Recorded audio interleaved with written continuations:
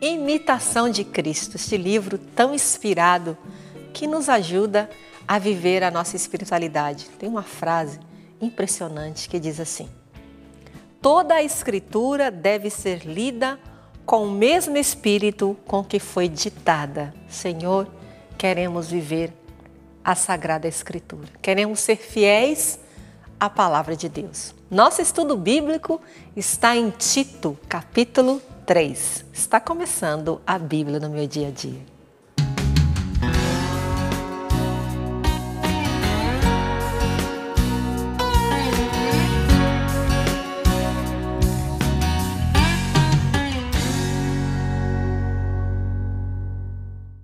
Ao nosso momento da Palavra de Deus, estudo bíblico, a Bíblia no meu dia a dia.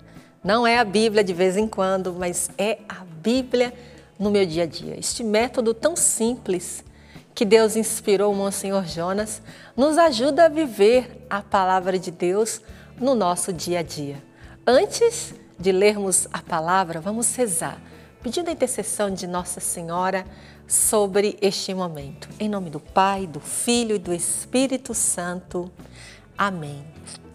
Nós pedimos, Nossa Senhora, a tua intercessão, esta intercessão tão eficaz. Ajuda-nos a ser fiéis à Palavra de Deus. Ajuda-nos, Nossa Senhora, a viver a Palavra de Deus conforme a vontade de Deus, conforme os desígnios que Deus tem para nós. Abençoa, Nossa Senhora, este momento de graça e faz com que o nosso coração esteja aberto para acolher tudo aquilo que o Senhor quer derramar sobre nós de graças. Amém! Vamos ler juntos comigo?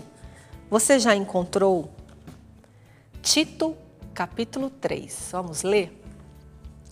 Lembra a todos que devem sujeitar-se aos magistrados e às autoridades em geral, obedecer-lhes às ordens, ser prontos para toda boa obra. Aqui está uma ordem. Você encontrou? Versículo 1. Vamos sublinhar.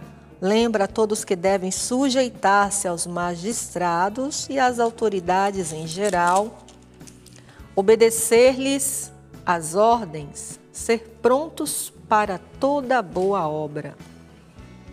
Não injuriar ninguém, ser pessoas de paz, benevolentes, dando provas de mansidão para com todos. Aqui cai para mim como uma ordem e para você. Vamos sublinhar? Versículo 2.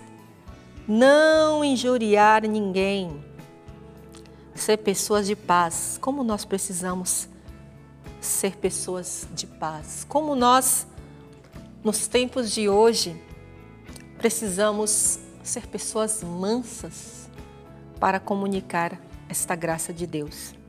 Nós também, outrora, éramos sem conhecimento, rebeldes, desorientados, servindo a várias paixões e prazeres, vivendo na maldade e na inveja, odiosos e odiando-nos uns aos outros. Mas quando Deus se manifestou, a bondade de Deus, nosso Salvador, e seu amor pela humanidade, Ele nos salvou não por causa dos atos de justiça que tivéssemos praticado, mas por sua misericórdia, mediante o banho da regeneração e renovação do Espírito Santo. Aqui, para mim, eu entendo como um princípio eterno. Vamos sublinhar? Versículo 5. Ele nos salvou não por causa dos atos de justiça que tivéssemos praticados, mas por sua misericórdia, mediante o banho da regeneração e renovação do Espírito Santo. Vamos sublinhar. Versículo 6. Este Espírito, Ele o derramou copiosamente sobre nós por Jesus Cristo, nosso Salvador. Aqui também segue o princípio eterno. Olha, eu vou sublinhar também. Versículo 6. Este Espírito, Ele o derramou copiosamente sobre nós por Jesus Cristo. E de fato, isso nunca vai mudar. Deus nos deu Jesus Cristo. Versículo 7. Para que, justificados pela sua graça, nos tornemos na esperança herdeiros da vida eterna. Outro princípio eterno, versículo 7. Então, nós temos aí versículo 5, versículo 6 e versículo 7, que na verdade é um princípio eterno aqui que declara esta graça de sermos possuidores, herdeiros da vida eterna por causa de Jesus Cristo. Esta palavra é digna de fé e quero que insistas sobre estes pontos, a fim de que os que puserem sua fé em Deus se destaquem solicitamente na prática das boas obras. Eis aí o que é bom e útil para as pessoas. Evita, porém, questões tolas, genealogias, contendas, debates em torno da lei, porque são coisas inúteis e vazias. Esse versículo 9 é interessante. Por que os debates que giram em torno da lei são considerados inúteis? Por que será que São Paulo diz isso a Tito? Quem vai nos ajudar é o Padre Carlos. Padre Carlos, por favor, nos ajuda a entender esse versículo 9. Neidinha, tudo bem? Que alegria podermos evangelizar juntos, minha querida irmã. Deus abençoe você e Deus abençoe essa comunidade, essas pessoas, essas famílias que estão atentamente ouvindo essa palavra de Deus. Estamos aqui como comunidade Canção Nova, levando a esse povo de Deus que ama a palavra de Deus a crescer no seu conhecimento da palavra e na sua fidelidade dentro da comunidade cristã. Interessante que nós estamos aqui ainda refletindo as cartas pastorais, especificamente a carta de Paulo a Tito, no capítulo 3. Interessante, uma pergunta que nos surge dentro desta meditação. Por que que o debate ou as questões em torno da lei são coisas inúteis? Nós sabemos que quando a comunidade cristã iniciou, houve muito essa discordância ou inaceitação de muitos, que chamamos de judaizantes, aqueles que privilegiavam muito a lei, né? A importância da lei, e por isso mesmo, a gente acompanha isso lá nos Atos dos Apóstolos, você lembra bem, que tinha muita gente que queria por força que a lei ainda fosse praticada e tivesse a mesma importância, como se aqueles cristãos iniciantes ainda participassem ou fizessem parte do judaísmo. Então a palavra diz aqui claramente, essa discussão sobre a lei não é interessante. Olha o que diz no versículo 9, no capítulo 3. Evita, porém, questões tolas, genealogias, contendas, debates em torno da lei, porque são coisas inúteis e vazias. Como quem diz, a experiência essencial é a vida com Cristo. Você já foi batizado, você é cristão, você já vive na comunidade cristã. Então, certas discussões a respeito da lei, da sua importância ou não na vida cristã, são inúteis. Olha, observa, dada a importância da lei, claro, na vida do judaísmo, mas observe especialmente a experiência que você teve com a pessoa de Jesus, a nova lei de Deus. Padre Carlos, muito obrigada pela sua ajuda. Deus abençoe. Vamos então dar sequência à nossa leitura, versículo 10, acompanha comigo. Também, depois de uma primeira e uma segunda advertência, deixa de lado quem provoca divisão.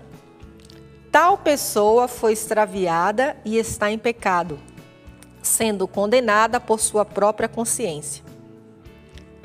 Quando eu te enviar Artemas ou Tíquico, apressa-te a vir ter comigo em Nicópolis, pois resolvi passar lá o inverno. Aqui, versículo 12, uma ordem, vamos sublinhar? Quando eu te enviar a Artemas ou Tíquico, apressa-te a vir ter comigo em Nicópolis, pois resolvi passar o inverno. Provê diligentemente a viagem de Zenas, o legista, e de Apolo, para que nada lhes falte. Outra ordem. São Paulo, ele se preocupa em prover as necessidades dos seus colaboradores. Provê diligentemente a viagem de Zenas, o legista, e de Apolo para que nada lhes falte. Aprendam também os nossos a destacar-se nas boas obras, para poderem socorrer em casos de necessidade e assim não ficarem sem frutos. Aqui está também uma ordem. Cai para você como uma ordem. Aprendam também os nossos a destacar-se nas boas obras para poderem socorrer em casos de necessidade e assim não ficarem sem frutos. Ou seja, fazer o bem sempre. Saudações de todos os que estão comigo. Saúda os que nos amam na fé.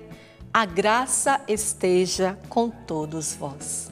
Que palavra rica, muito interessante esta preocupação de São Paulo para com seus colaboradores. Aqui, além das ordens, dos princípios eternos, me chamou muita atenção esse versículo 2, quando diz assim: não injuriar ninguém, ser pessoas de paz, benevolentes, dando provas de mansidão para com todos. Aqui é interessante o como nós precisamos suplicar a Deus esta graça, de sermos mansos de coração, de sermos pessoas que comuniquem esta paz. Jesus, eu quero ser uma mulher de paz. Você aí faça também o seu momento de oração. Peça ao Senhor esta graça de ser possuído por esta mansidão e só pelo poder do Espírito Santo.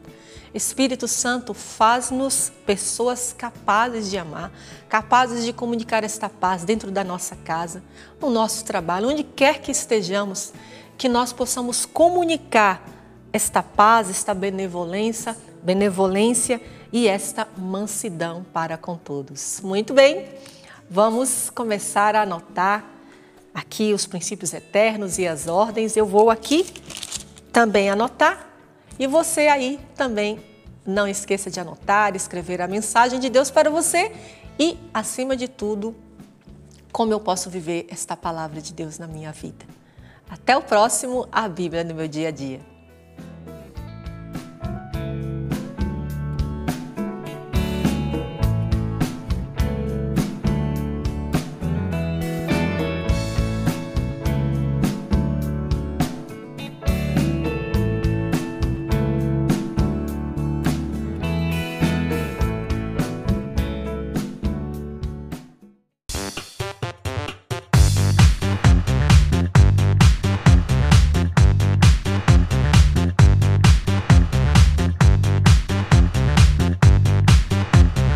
cançãonovaplay.com. Assine já!